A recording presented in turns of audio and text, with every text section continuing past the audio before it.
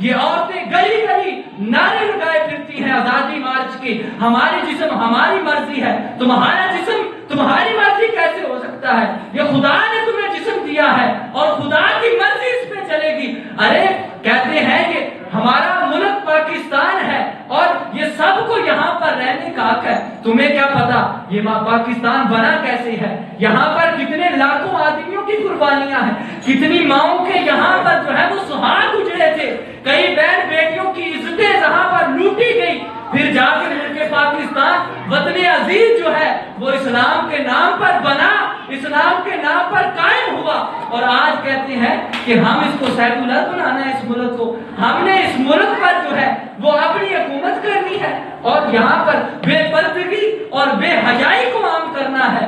یہ ملک بے حیائی کے لیے نہیں بنا، یہ ملک کلمے کی بنا پر بنا ہے، کیونکہ پاکستان کا مطلب کیا ہے؟ لا الہ الا اللہ۔ سارے بولیں پاکستان کا مطلب کیا؟ لا الہ الا اللہ۔ پاکستان کا مطلب کیا؟ لا الہ الا اللہ۔ دستور ریاست کیا ہوگا؟ محمد رسول اللہ۔ دستور ریاست کیا ہوگا؟ محمد رسول اللہ۔ یہ تمہارے گندے اور پروپیگنڈوں کے لیے، بے شرمی اور بے حیائی پھیلانے کے لیے پاکستان نہیں بنا، یہ پاکستان اسلام کے نام پر بنا ہے، جس کا نام کے شروع میں بھی پاک آتا ہے، پاکستان، پاک۔ یہ ملک کا نام بھی پاک ہے، اور یہاں پر تم گندی سوچیں لے کر مغرب سے پڑھ کر یہاں پر آ کر تم جو ہے وہ بے حیائی پھیلا رہے ہو۔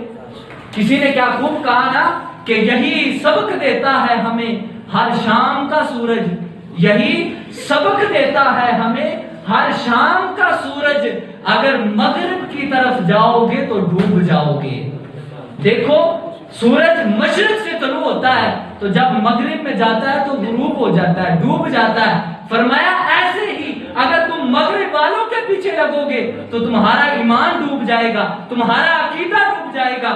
تو یہ بات میں اس لیے کہہ رہا ہوں کہ آج ہمیں اس بات کی کوشش کرنی چاہیے اور یہ سارے معاملات کا جو ہے ہمیں جائزہ لینا چاہیے، اور ہر فرد جو ہے وہ ذمہ دار ہے اپنے گھر والوں کا۔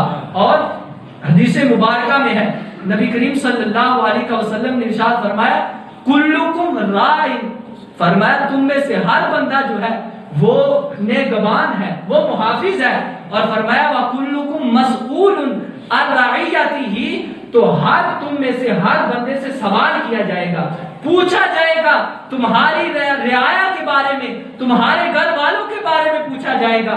اور فرمایا کہ وَالرَّجُلُ رَاعٍ عَلَىٰ أَهْلِ بَيْتِهِ، اور جو مرد ہوتا ہے وہ اپنے گھر والوں کا جو ہے وہ نگہبان ہوتا ہے، اپنے گھر والوں کا محافظ ہوتا ہے۔ اسی وجہ سے میرے آقا کریم علیہ الصلوۃ والسلام نے فرمایا تھا نا کہ ایک عورت جو ہے وہ 4 مردوں کو جہنم میں لے کر جائے گی جن پر جنت واجب ہو چکی ہوگی۔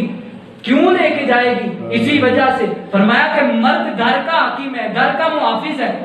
جب مرد اپنے گھر کی نگہبانی نہیں کرے گا اور اپنے گھر کی حفاظت نہیں کرے گا، مجھے شرم آتی ہے ان لوگوں پر جن کی بہنیں بیٹیاں جو ہے وہ ہاتھوں میں اشتہار لیے پھرتے کہہ رہی ہے ہمارا جسم ہماری مرضی ہے، اور ان کے ماں، ان کے باپوں کو، ان کے بھائیوں کو غیرت نہیں ہے کہ تمہاری بیٹیاں یہ کیسے گندے جو ہے ذہن میں سوال لے کر جو ہے گھوم رہی ہیں، ان کو حیا نہیں، وہ تو بے حیا عورتیں ہو ہی گئی ہیں، ان کے گھر والے بھی بے حیا ہیں جو روکتے نہیں ہیں۔ فرمایا ایک عورت 4 مردوں کو جہنم میں لے کر جائے گی۔ اسی وجہ سے جب عورت کو جہنم کی طرف کھینچا جائے گا، اور یہ بات بھی یاد رکھیں کہ سب سے زیادہ جہنم میں عورتیں جائیں گی۔